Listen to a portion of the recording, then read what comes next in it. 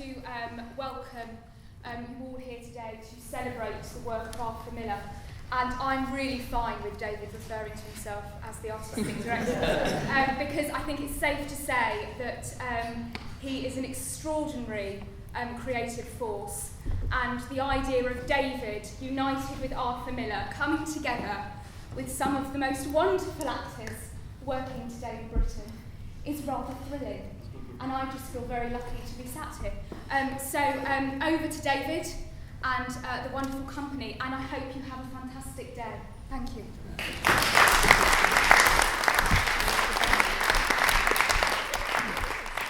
What I normally do is to check out, for all of us, who has never been to an Investigate Day before? You've never been, I mean. Oh, okay, great. So, shall I therefore assume there are no abstentions and everyone else has been to it? Now, this will be like a souped-up normal Investigate Day. So, for those of you who have been on this one before, I try to make it as relaxed as possible, as interactive as possible, so it's not going to be just us on the stage trying to be impressive and you sitting there watching us try to be impressive. We want you to be impressive too. So there will be points, obvious points, when we'll seek clarification and your involvement, your questions, your comments, etc. That's the first thing to say. I think the best way to think of this is in the spirit of an open rehearsal.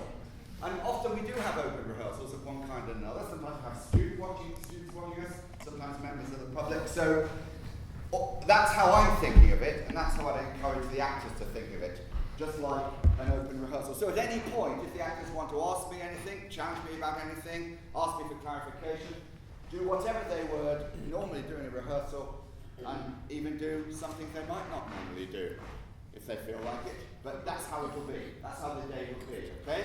Now, having said that, I'll talk you briefly through the strict structure of the day, because it's going to be a bit like trying to shoot a film, actually, in that I know I've got to wrap at 4 o'clock. But actually, I might try to squeeze another 15 minutes if people don't start shouting at me. So, somewhere between 4 and 4:15, it's all over. The main reason for that is that Christopher Bigsby, I'll big him up before he comes, because he'll be too embarrassed if I do when he's here. Christopher Bigsby, who is the director of the Arthur Miller Centre at the University of East Anglia, and is well, I would say without question, the world's leading scholar on Arthur Miller. He's written extensively about every single play, often more than once. He's written the wonderful 2-part biography called Arthur Miller, which, if you enjoy today, I urge you to get, because it's a very good read and it tells you as much as you're ever going to need to know about Arthur Miller, I would say. That's alongside Time Bends, of course. So if any of you are inspired by today and have never read Time Bends, which is Arthur Miller's autobiography, did I say autobiography? No. Okay, I'm on it. Good, great. Elizabeth, correct me whenever we go wrong. This is what she normally does with me. It's good to have her here because she can be my guard, my carer. She can be my support worker through the day. That's a real role for me, okay? Now, anyway, I'm amazed he's agreed to come to this simply because he's been flying all over the world doing things all over to do with the Arthur Miller Centenary. On the actual birthday, he was at an event in New York. So I'm thrilled he's able to come. The reason, really, I think he would want to be here is because he and I have worked together on quite a lot of shows, and he knew Arthur very, very well indeed. Better than I did, really, to be honest. And I would say you can think of us as Tweedledee and Tweedledum a bit. Chris kind of is the brains of the outfit, and I kind of do all the chat. So anything you really want to know at any point, really about Arthur's life, just ask. And he won't mind talking about anything, Chris, so that's the context, okay? Now, the actual point of my saying how fast we have to work is he's very kindly agreed to do this, but he's caught a train at 5 a.m. from Norwich. If anyone's trying to make the journey from Norwich to Bolton, you would appreciate his problem. I begged him to get a taxi if anything goes wrong in any part of the journey, but he thinks he'll be safely here by 11:15. So, when he arrives, the structure of the day is quite simple. That he takes us through Arthur's life. He and I sort of kind of host it together. Sometimes he'll take the lead, sometimes I'll take the lead, but the task is to get through Arthur's life. Bear in mind we've got about 4 hours, haven't we, to do that. And also, we've got 12 extracts. Now, this may be a case, it won't be the first time in my life of David Thacker overreaching himself. Thinking something is possible that turns out not to be possible. But if it turns out not to be possible, then I hope something good will happen along the line. But the aim is to go through all of Arthur's life and to have excerpts from his plays, 12 plays in all, from the first to the last, and including all the major plays. So that's the kind of idea of today. But I'll tell you before we get going with anything, that sometimes it will be, and I'll tell you when that happens, the very first time I've heard these actors play this particular extract. Sometimes they'll be doing it completely virgin, without any input from any director or anybody, because I think that's a useful thing for us to look at. Sometimes, in fact 3 instances, they'll be doing extracts from plays that were performed at the Young Vic, All My Sons, The Price, and A View from the Bridge. So that will be an interesting, perhaps freaky experience for the actors.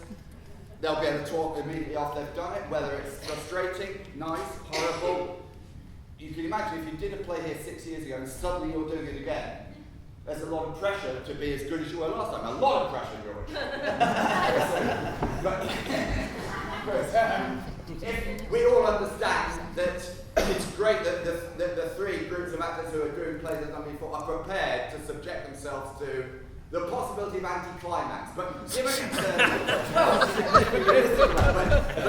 given that the nature of the event, I'm sure we can all live with that. There are some plays, some scenes we're doing, where people have learned the lines of plays they've never been directed in and have never rehearsed. And when they do that, we'll probably ask one of our members to be the prompter, or what we call in the business, on the book, just in case anyone needs a prompt. And then there'll be other occasions when people are playing it script in hand, on their feet, and there'll be other occasions when people are playing it in a way that they might in a rehearsal room, but I'll explain that to you when we get there, okay? And then with the Crucible, we're going to try to show you 2 or 3 of the things we might do in a typical rehearsal. Now, some of you who've been to Investigator Days might have seen some of this before, but all I would say is every single play I ever direct, even if you go through the same sort of processes, which very often I do, it's totally different because you've got a different group of people, different group of human beings. So even if you've seen a couple of these techniques before, it'll be different, I think. So I think that's pretty much all I need to say before we crack on. Acting company, anything you feel you should contribute from anywhere around about anything before we start? I take that as we'll carry on. Yes, please, sir. It's something you asked me to bring up, Mr. Patrick, right? Yes. It's a question of the ending of Death of a Salesman. So shall we get to there when we get to Death of a Salesman? Yeah, you asked me. Oh, thank you so much. I may have asked you, which I'm very thrilled you have, but if you wouldn't mind, if you could store it up. Great, thank you so much. When we get to Death of a Salesman, we'll be quite formulaic in the sense of bit of live play, and we'll discuss. Thank you for raising it though, because I might have forgotten. Thank you so much. Okay, so now, I haven't got a watch, so crazy, isn't it? But when I look at this, I'm not checking my emails. You want to score? It's a bit of a camp watch for me, that isn't it? That's right. I'm trying to help. It's got all these digits and stuff. Okay, thank you, Kenneth. Thank you so much. Okay, now, normally I would sit, so I'll get the chair. The other thing to say is I never ever sweat. I'm completely soaked. So I grabbed some deodorant from my trusty friend here because I thought he'd have the best deodorant. And, so if I smell too much, just go a bit farther away. But I think it says something about the height factor. Also the fact that I've been charging around the building since 9 o'clock, trying to usher these talented actors around a bit like a teacher in nursery school. And naughty Nabil, see, he's gone already. Oh, he's there, you see? It's horrible being a teacher, I tell you.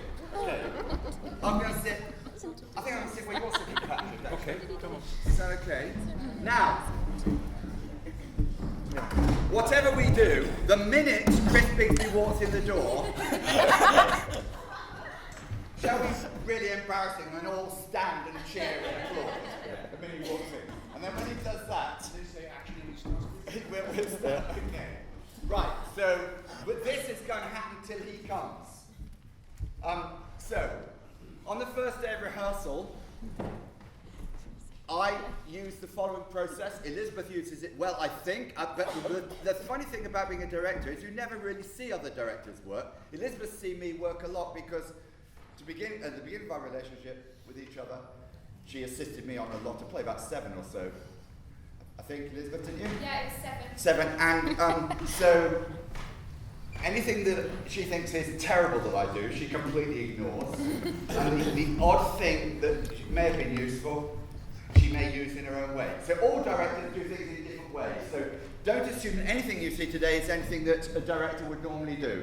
It very probably isn't. But the process I go through is that rather than have a read-through for those who don't know the jargon will be where all the actors in the play are playing their normal parts and they read the play through.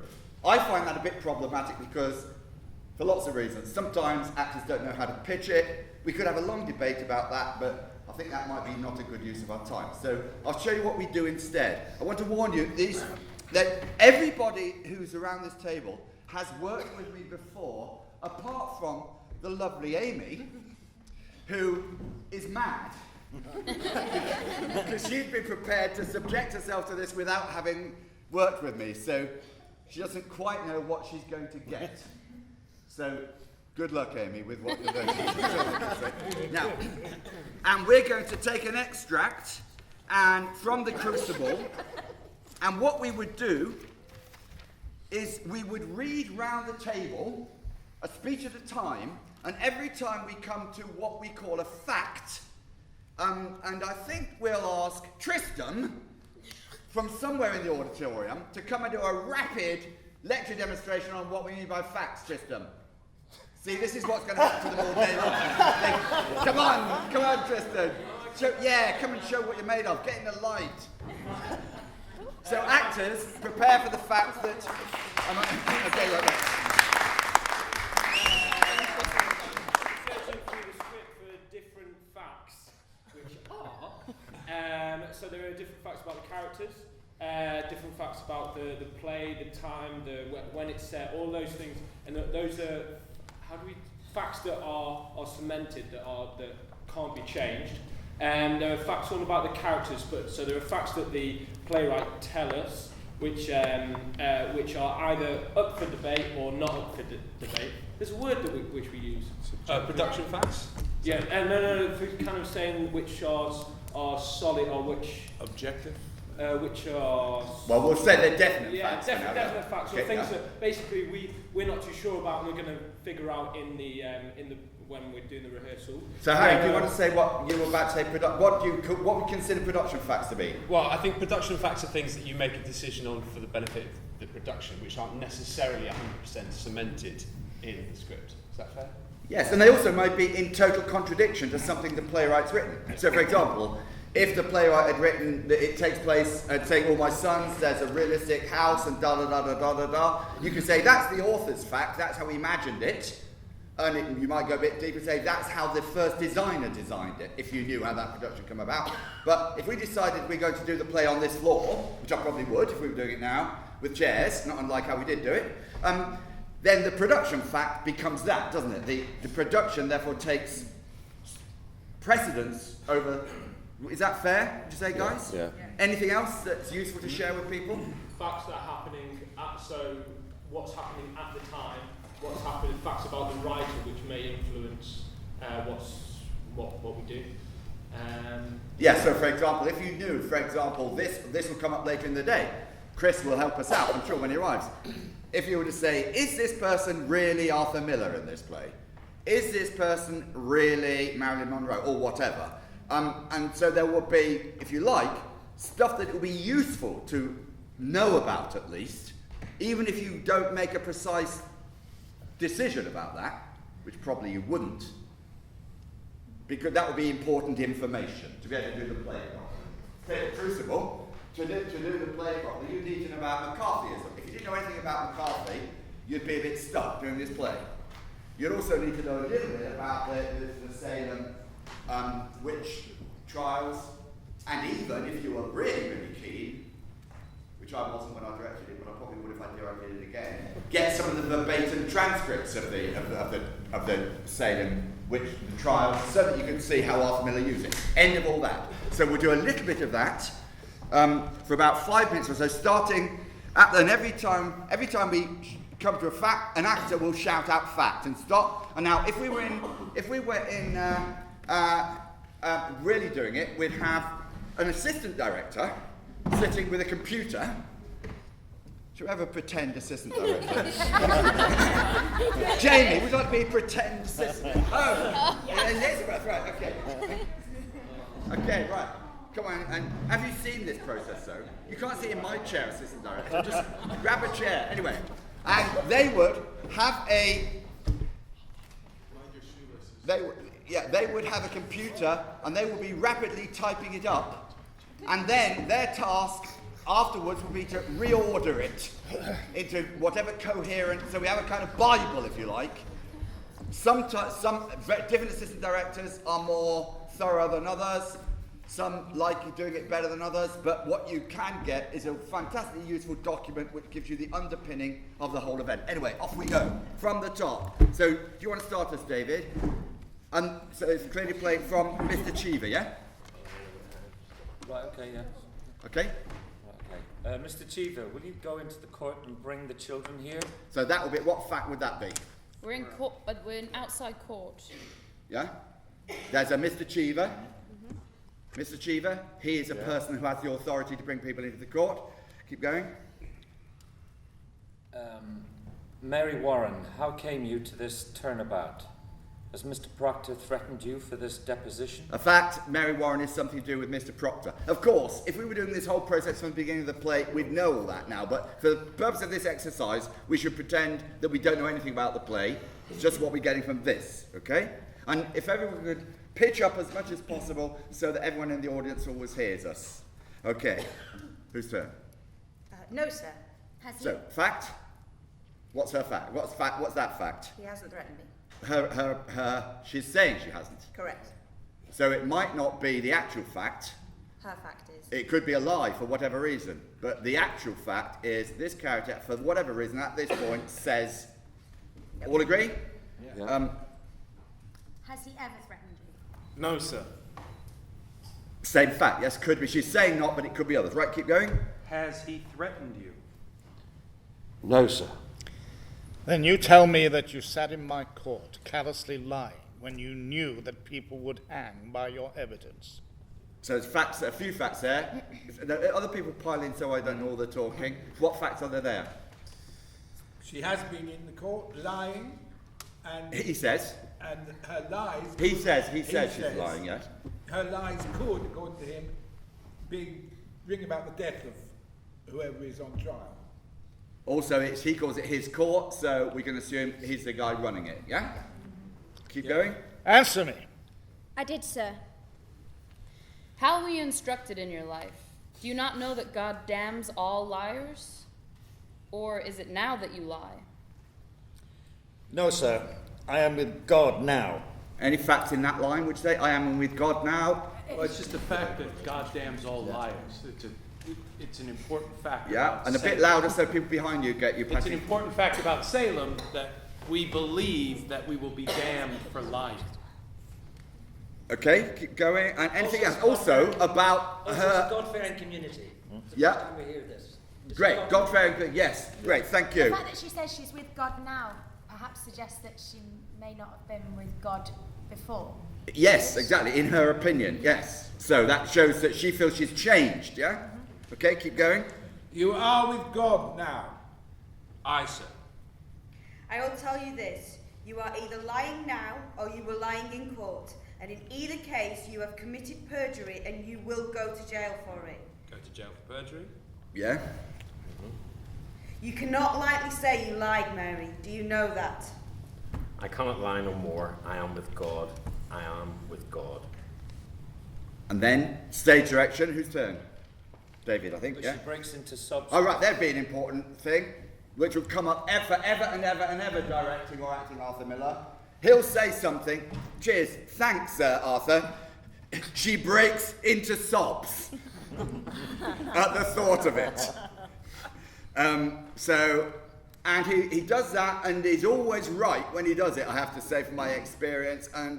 So therefore, when you're casting these plays, if that's required of an actor, you better cast somebody for whom that is in their range. Now, it doesn't mean to say they're not a bad actor that they're a bad actor if they can't emotionally engage like that, but there are certain plays that you do need that capacity.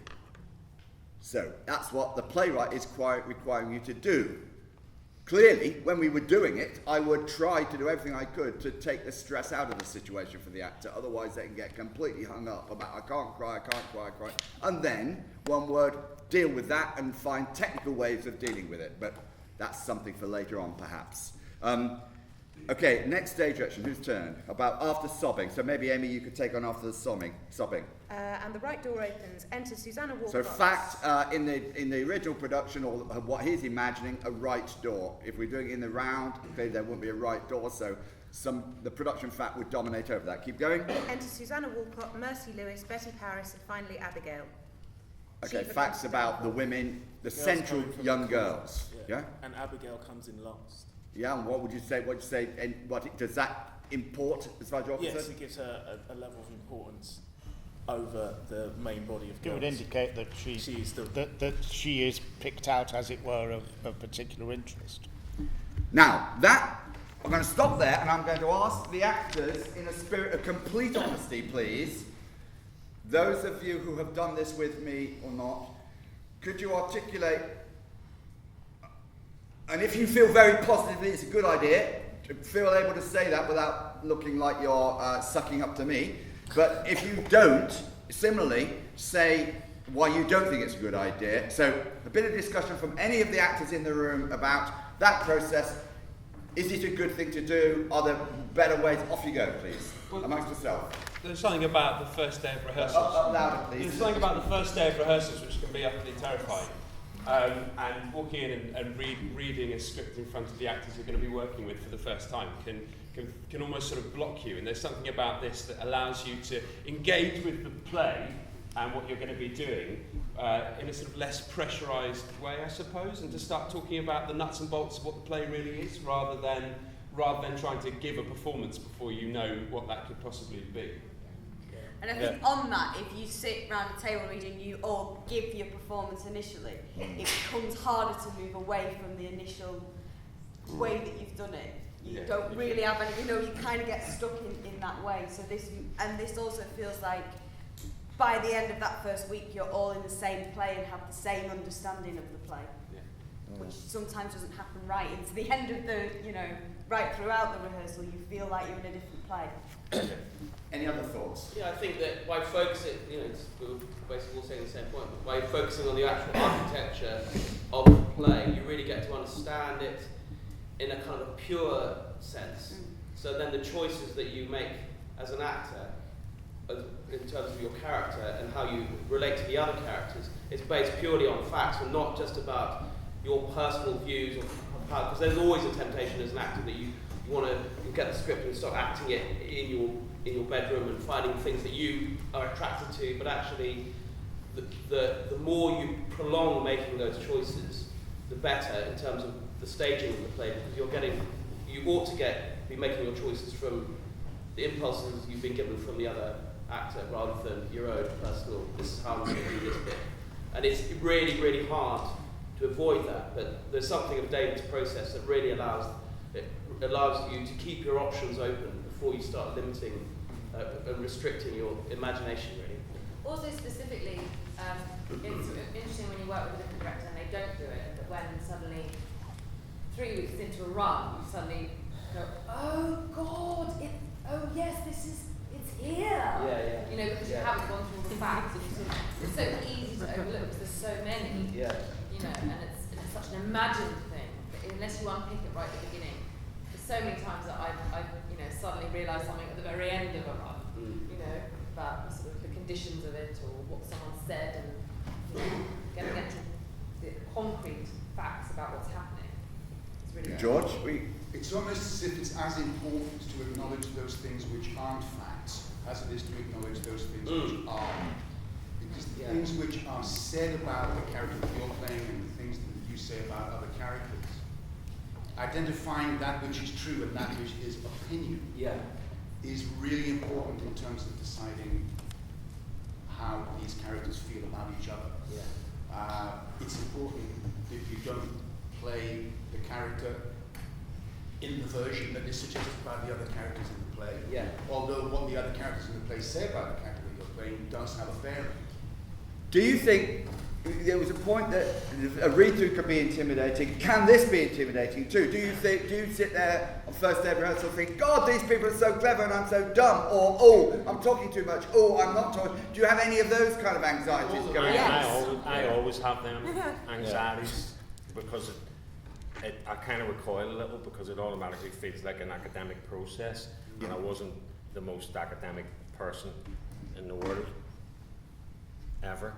And,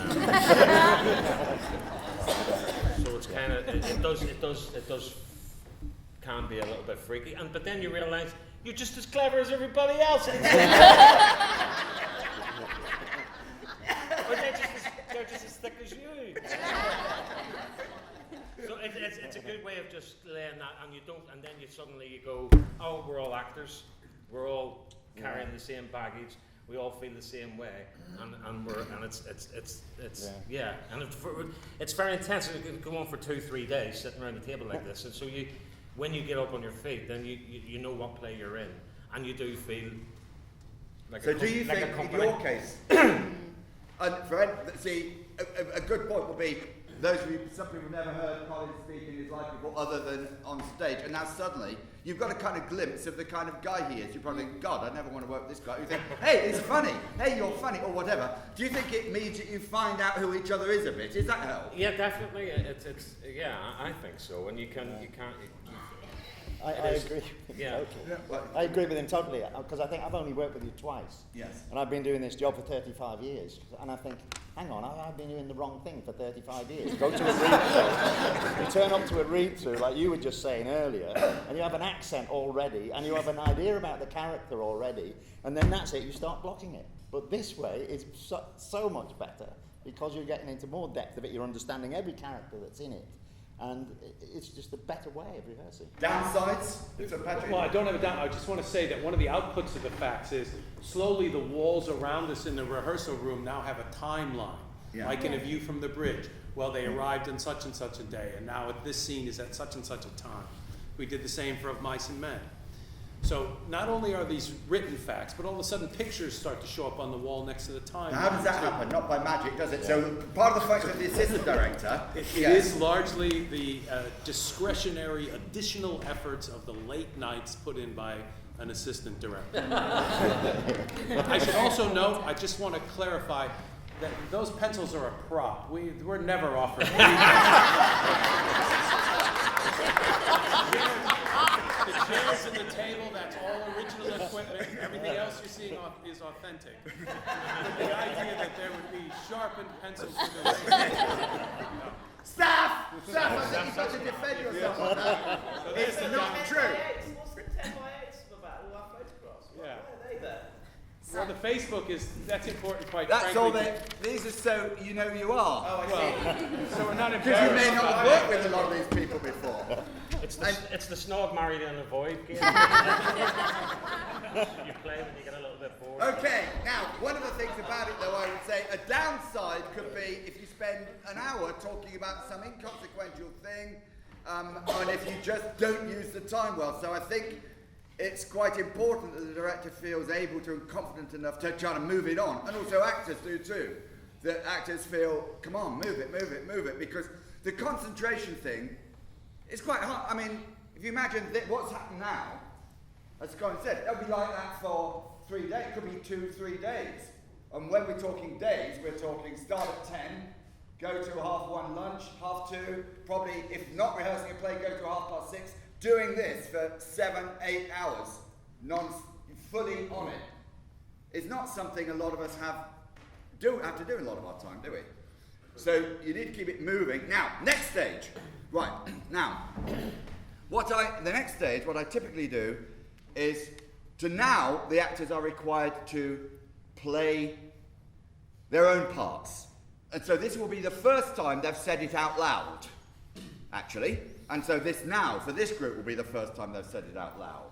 Now, as a kind of slight, what might seem like a contradiction to what Harry was saying about the scariness, what I try to encourage the actors to do right from the very first time they say it out loud is to commit to it fully.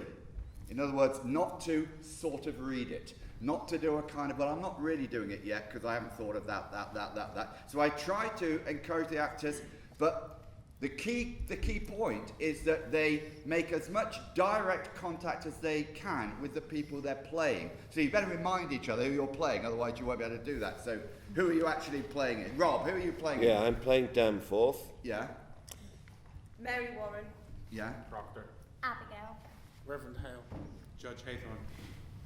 Paris. Eric. Mercy Lewis. Susanna Walcott. Giles. Ezekiel Cheever. So if at any point you get confused, just say who's Cheever or who's Danforth or whatever. But the form we would use of doing this would be to break it down into units. I can't go now at this point too long, but based on Stanislavskian technique, in which he would break a play down into units of action. We could debate for hours exactly when does a unit stop and start, but I don't think we did the best use of our time. But so what we do is we play it through until any of us feel there's a unit change, a significant unit change, and that's what we'll do now. Okay, from the top, from Mr. Cheever. Mr. Cheever, will you go into the court and bring the children? So what I would typically say, and Rob won't mind me picking on him. Is that bad already? Can I, David, I just say, I've only worked with you twice. Once was with the wonderful Rob Evans, and I thought you picked on him far too much. Yes, thank you. Yes, thank you. I agree. Colin gets away with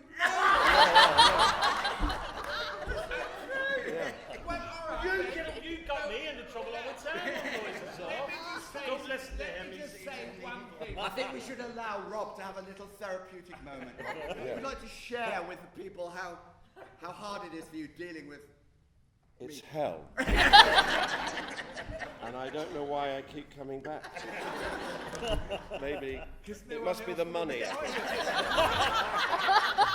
not the money. It's not the money. Okay. No. Anyway, Right. now, what I would, now, for everybody, but often though, Ken is quite right, but one of us, I'll be honest with you now, although I am mostly, usually, but as there's 26 actors in the room, I don't know whether I ever say this to you normally, but I'll say it now. Often as a director, you're directing other people through one person. So although it seems like picking on Rob, I kind of know Rob can take it, I know. I've worked with him for God knows how many years, at the RSC, at the Young Vic, and what I think, and also Rob knows what I'm on about actually. So in some ways, if he can cope with it, then people think, oh, I see, that's all right. But I'm often doing that because then other people will see what it is I'm asking everyone to do. Do you get me? So it isn't quite as bad as picking on someone, Ken, but I'll come on to you later, okay? Right. So what I would say, try to take your eye off the page as much as you can and engage with Ezekiel Chief as much as you can. Okay. And so the three people in this scene, basically, you need to know about for before this. Mary Warren. Yeah. And Chiva for now, because I'm sure we'll have changed the unit for them. Won't we? So try to give it a bit of a go this time, Rob. Okay. Thought I was, but... Mr. Cheever, will you go into the court and bring the children here? Well, I think that's a unit. Right, okay, yes, I agree, yes. And the stage director goes, Cheever gets up and goes out upstage. A unit. Now, what I would typically do then is once an actor's got a sense of that being a unit, I then ask them to play it again and really commit to that, knowing that that's the only thing they're having to do. They're not going to have to think about any other speeches further down the line, just that bit. So the idea would be that the actor now knows that that's the only bit they're concentrating on and would do that with full commitment. Okay? So we'll just do that little unit once more. Okay, thank you. Mr. Cheever, will you go into the court and bring the children here? Great. Good. And already, I think, once seeing what the director and actor's value system is. A, people talking to each other, people engaging, people making direct contact, and that will be a theme that runs throughout all of my rehearsals, won't it? So that's being established right at the outset, that's actually what the requirement is. Anyone want to comment on any of that before we go to the next unit?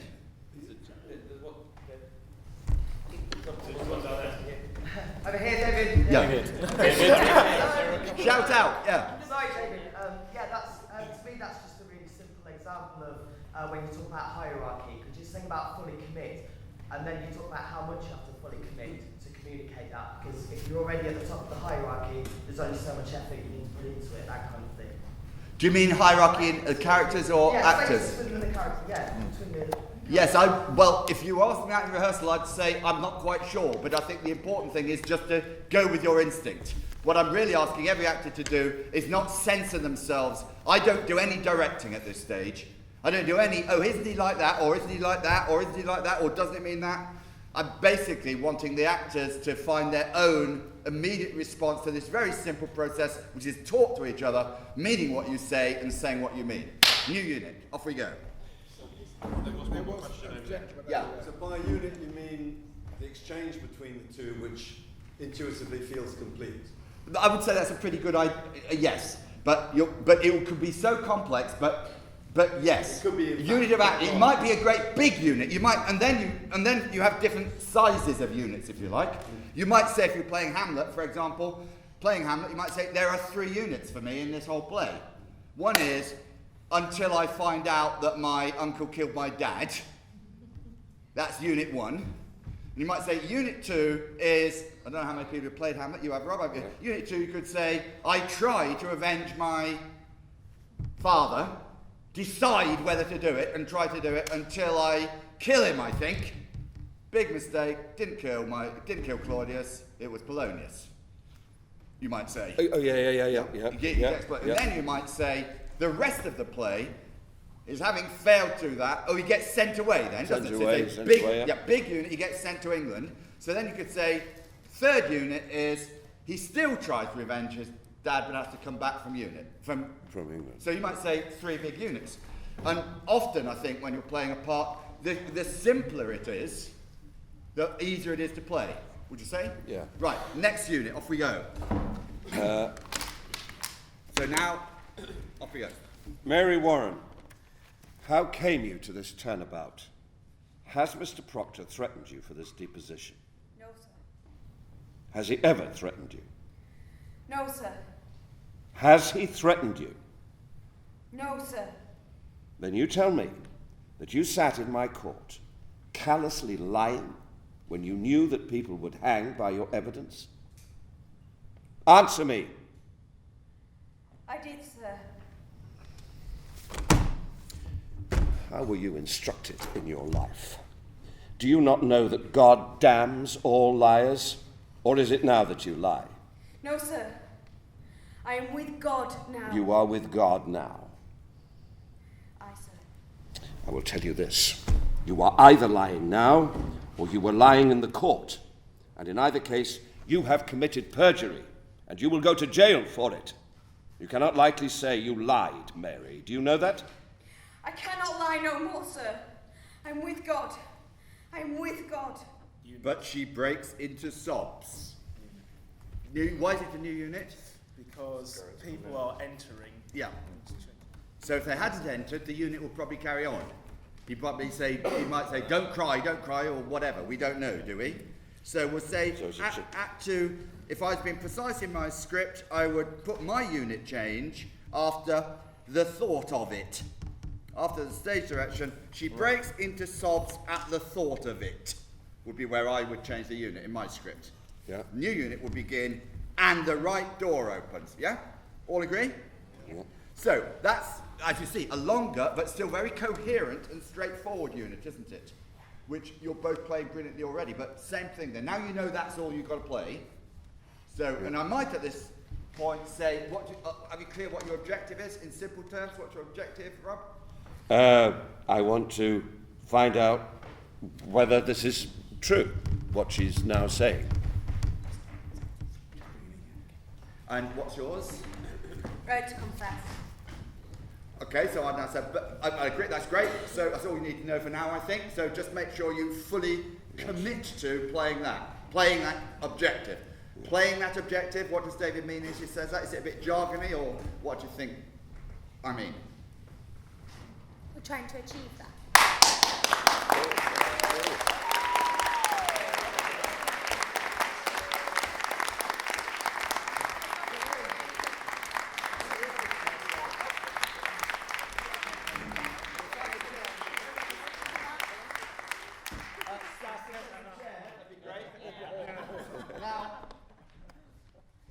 If you sit down, Chris. Chris has been with me in lots and lots of rehearsals, and this would be typically what I'd ask him to do. Come and sit around the table with us, wouldn't you? Sure. He's not always as nervous as this, because normally he's not sprung on in this way. But everybody else is being sprung on, so I think you'll have to put up with that. Oscar's making a break. Okay? Okay, so, people were about to define what David means if he says, commit to playing the objective. Now, if I don't get the same round of applause, I'm going to I said, you're trying to achieve that. What you've just stated is your objective, and then you play in the scene to try and achieve that. And fully, yeah. I don't think that That's good, that's good, yeah, and imaginatively, fully commit imaginatively, would you say? Like you really are this person. Yes. Like you really are this person doing this thing. Okay, let's play that once more, then we'll stop our open rehearsal for stage 1 of the Crucible. So just that unit to be played through, please. Mary Warren, how came you to this turnabout? Has Mr. Proctor threatened you for this deposition? No, sir. Has he ever threatened you? No, sir. Has he threatened you? No, sir. Then you tell me that you sat in my court callously lying when you knew that people would hang by your evidence? Answer me. I did, sir. How were you instructed in your life? Do you know that God damns all liars? Or is it now that you lie? No, sir. I'm with God now. You are with God now. Aye, sir. I will tell you this. You are either lying now, or you were lying in the court. And in either case, you have committed perjury, and you will go to jail for it. You cannot likely say you lied, Mary. Do you know that? I cannot lie no more, sir. I'm with God now. I'm with God. Thank you. And what immediately is, I hope, clear to you, that's really just 2 processes that we've shown you. Doing that would take a couple of days, wouldn't it? Yeah. I would say, pretty likely. What I hope, if it doesn't work out like this, it's not a big deal for me, but it's always great if at the end of the first week, let's say on the Friday afternoon, and I think this was true with all my sons, what I'm now going to say, correct me if I'm wrong, can't remember with the price, I think it was to have anyway, the whole play it like this. So by that time it had a week's work of this kind, the actors are pretty on top of it, so we would then, as we did with All My Sons, play through on a Friday afternoon, the whole play like this, and the actors can then fully commit to it. So and at the end of that week, if you've cast it well and the work's gone well, you feel, hey, we're cooking with gas here, which is what I think we felt, didn't we?